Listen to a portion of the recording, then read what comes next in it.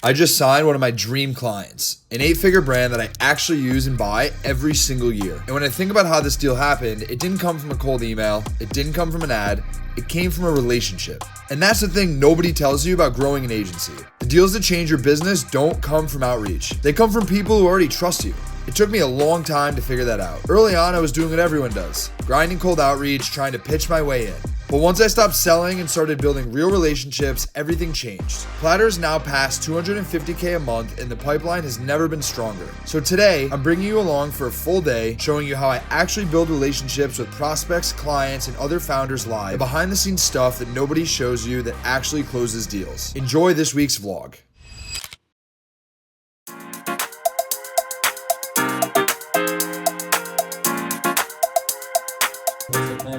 Gonna go get a boxing workout in, and then I have a meeting with an amazing person who runs a brand that we are gonna work with for Platter. Meetings and calls, a lot of stuff around driving new business and closing deals. The main lesson in this vlog and the thing that I wanna show you guys is just how I actually do go to market and like the different tactics that I've used from a business development perspective to build Platter into one of the fastest growing agencies to get to Shopify Platinum status. I am releasing a YouTube video this weekend that in my opinion is the best video that we've ever created. It's the journey of training for a boxing fight and doing it. And that boxing fight was largely inspired by a guy named Jesse Itzler, who is a very successful entrepreneur who started this concept called a Misogi. And in 2025, my Misogi was to sign up for a boxing fight. The reason it's a very cool full circle moment is my friend Taylor's coming over after we go to the gym, and she runs the brand Big Ass Calendar, which is Jesse Itzler's brand. Not only because we're gonna work with them for Platter, it's partially like relationship building because we wanna be good partners, understand how we can make them successful. But there's this very cool full circle moment where like she's coming over, not only to talk about working with Platter, but I'm also gonna show her the YouTube video today because it releases tomorrow. And so I think there's just a lesson in the middle of this of trying to like tie your personal life into your professional life and like bringing those goals together and intertwining the people you spend your time with and how you tell that story, because it's so authentic that it just makes it easier for me to talk about everything, if that makes sense. Time to go work out.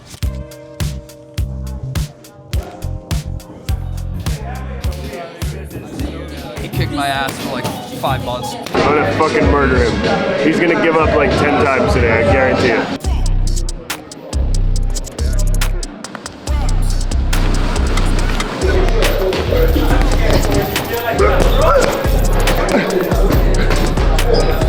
I want a dent in there. I want a dent in the fucking bag.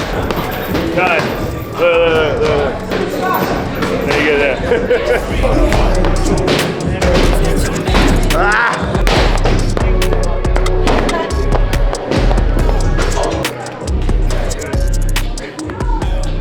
Dude, that was the hardest workout I've done since my fight. That guy's always in training camp mode.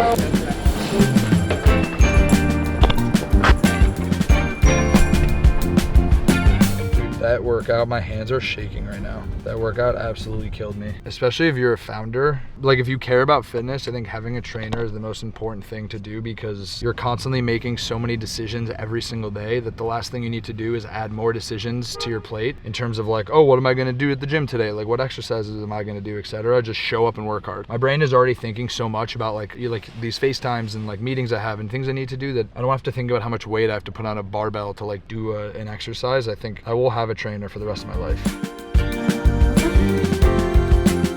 Taylor from the Big Ass Calendar is about to walk through the door. It's a really scary dog. Hi. This is Olivia. Taylor. Nice to meet My you. younger sister. Hi. Nice to meet you. She was in Israel with me, and she's flying back in a few hours. I just came here this year. From where? I was in Atlanta. Oh, amazing. What did you do there for fun when you weren't just doing all of the things? Did you make friends there outside of like your professional circle? Some friends, but I was traveling so much when I was there, so I didn't see a ton of people. Spent a lot of time at Jesse's house. Yeah, I went to the Bills-Falcons game. We do like my friends and I do one away game every year to go to a new city. Okay. It was my first time going Wait, there. that's fun. It's a cool tradition. It's Yeah. like my home friends, and it was my first time going to Atlanta. Your options are either we can watch the video and then sauna, or we can sauna and then watch the video. Let's watch the video. Every day started to feel the same. Like I was watching my own life on repeat. That's when I came across This is sick. ancient Japanese concept called a misogi. It humbled me and reminded me that although I had been in a few hockey fights on ice, I had minimal shoebox. Hockey fights. My trainer Charlie told me that the most important thing for today is to have fucking aura. So I'm just gonna order an Uber Black. That's the only option. We can't go cheaper than that. That's the only. Or a farm all day. All day. It scares me. Create a life worth living. I mean, that's definitely the video that I'm most proud of that we've ever made. No, it's so cool. Perfect. I kind of just want like making money to be my Musogi for 1 year. Like a lot of these things are so time consuming and it's so easy to say when you are already like uber successful. Like, oh yeah, like commit X amount of time of your life to do this But thing. you're like better for it, right? So you have to do it sometimes. You have to do like a hard physical one every year where you have to train. And like my biggest things this year is I want to build like a robust social life in New York. What about business wise? And then I'm assuming you guys have like company goals with like big ass calendar. Of course, like all those goals are only achieved if I do that goal in my head. If we are gonna reach our potential everywhere, like everything needs to scale and I need to not be doing like 80% of what I'm doing right now. There was one goal setting framework that a friend sent me because I feel like what I did last year was just like too much, like too complicated. And this was like write down your 10 goals for the year. After you write them down, it's like get rid of the bottom 7. Yeah. Like only focus on 3. And then the other thing it said is like, what are the things right now that are stopping you from achieving those and how do you solve those problems? It's like, what are the actions I can take to do that? Whether it hire someone, Right. have to identify that list, build the process to execute those tasks, and then hire someone. For me with delegation, the biggest unlock for me was learning to trust other people other than myself. Because if you don't trust anyone else, even if you think you're going to delegate, you're going to end up sticking your hands back in. Yeah. Because you're worried it won't get done the way you want it to get done. What else do you have going on today? I actually have a ton of meetings today, which I'm not stoked about. What about you? No, I'm like chilling this weekend. I can't wait. You should say your plan is nothing. I have, but I had to think about it. I'm like, wow, nothing. I can wake up and do whatever I want, and it's like the most thrilling thing ever. I'm like, I'm gonna wake up, see how I feel. Well, this was amazing. So fun. Enjoy your weekend of doing nothing. To meet you. I get that. Can't wait for you to move here. I know. All right, bye. Bye, guys. Taylor. Bye. It couldn't have gone any better with Taylor. It's like, there's part of it that's just sheer business development. Part of it is also like building relationships into real friendships. It just makes life so much more fun when you're doing business with friends. Like there's so much overlap there and so many things to talk about, so many ways to collaborate, and you like have a lot of the same values. It just, I don't know, man, it just makes life so much more fun, and you watch like how genuine and authentic it is. And Taylor made a comment in the sauna, I don't know if we caught it on camera or not, talking about like she wants to work with us because she trusts me. They've been talking about doing their website for a long time, but a lot of it is built around this concept of trust, which you get by being genuine and just being authentic person. We are good at a very specific thing. I'm very honest when I need to be. Like when there's concerns, I'll tell you if I don't know it, but at the end of the day, it's just being human is the way that you win in this game. How we doing, dude? My rule of thumb, at least in our company, is the only scenario that it's acceptable to be late for a call is if you're closing a deal. That's a fair reason to be. And that is number one, and that is the only one. So as far as like the platform goes, I think I've mentioned to you, we were kicking off like the rebuilding of the database when we first started working together. It's coming together really well. Because you guys are playing big boy business, you understand like the value of it, which is what I appreciate. But yeah, dude, I'm like not gonna like sit here and pitch you and sell you on it. It's like whatever makes sense for you guys, like let me know. Yeah, no, and for me, that's kind of why I was telling you, like, we know it makes sense for us. We're just working through what the right structure should be and look like. All right, boss. All right, dude. We'll Talk to you Appreciate it. soon. Later. It goes expected. Yeah, that went exactly as I expected. You build a reputation in the industry when you do things, and like someone like that, very successful in other fields, new to this ecosystem, knows to go to people to pay for knowledge because you expedite your learning curve that way. Revenue generation through the means of like go to market. It's like 3 buckets. In terms of momentum, I think it would make sense. Likelihood of success, I guess, I mean, that's totally your prerogative. But you just have an extremely high likelihood of success with something that Platter can help distribute. Hey, Ben. What's up, guys? How's it going? Good, how are you? Doing good. I actually hate days like this. Pretty early, went to the gym, ran home, did the sauna session. Literally took my first 2 meetings sweaty out of the sauna because of the time. Got in the shower, had like a 5-minute break, and then I've been on calls ever since. And I made a promise to myself that I wouldn't do more than a certain number of calls in a day because every time I do, it makes my brain feel like I was like a ping pong ball. Just like overwhelms me. Today were like actually a lot of important calls. I canceled 2 calls this afternoon because my battery feels on empty every time I do this. I don't know why I used to enjoy doing this. Now, like, I try to optimize for no calls. Can you put those away? Of course, man. You come here and eat my beef. What do you want from me?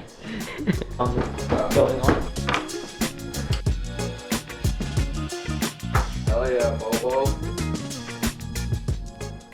I just got off a call with a new employee that we hired that just started at the beginning of this week, and I was thinking about how cool it is when you think about checking in with a new employee when it's like employee number 5 versus I think he was employee 26 or 27, and he's just speaking to how great the onboarding process was and how awesome the team is and how impressed he is. And I just like laughed to myself because I know where it was when we started. You're trying to build the plane and fly, and as you start to build more process and structure, it's just cool where you can be hands off in that process with hiring new people because you now have a full infrastructure in place. And I just think it's cool to kind of look back on to see how far we've come with the business. He goes, I feel like your team is a bunch of special ops forces. Like, not a single person I spoke to I wasn't impressed by. Usually any new company I join, there's like 1 or 2 people that I'm like, I'm not really sure about them. He's like, everyone that you have, absolute killers. I was like, damn, I love to hear that. When are you launching tracking? I need to show you it. It's crazy. Tommy's coming to say hi at like 4:30, but other than that, I'm around. Come at like 4:30. Going a little bit? Okay, yeah, I'll come around that. I know Tommy. I've hung out with him, so maybe I'll come then too. Okay.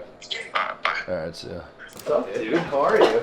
Good. Good to see you. Have you met Adam before? No. He's our videographer. Tommy. Nice to meet you. Tommy's actually the content guru. Tommy's the one I learned from. We're in a vlog right now? Trying to do them weekly. I mean, we're putting out my favorite video that we've ever made tomorrow. Is that the boxing one? Yeah. I don't think I've seen you since you did all that. Yeah, dude, and then I did like the 10-day silent meditation retreat. I sat in silence for 10 days. What was harder? I don't know. I guess I would say they're like a different kind of hard. The meditation thing is actually very challenging physically because you're literally sitting there for 10 hours a day meditating, but like it's more of a mental battle. What's up with you though, dude? You're just like writing books now? That's so, that's so cool. No. Tommy's writing a book. How many pages is it now? Well, I finished the first draft. The first draft was like 160,000 words. That's How probably like... How many pages is that? Like a normal size About book? 400.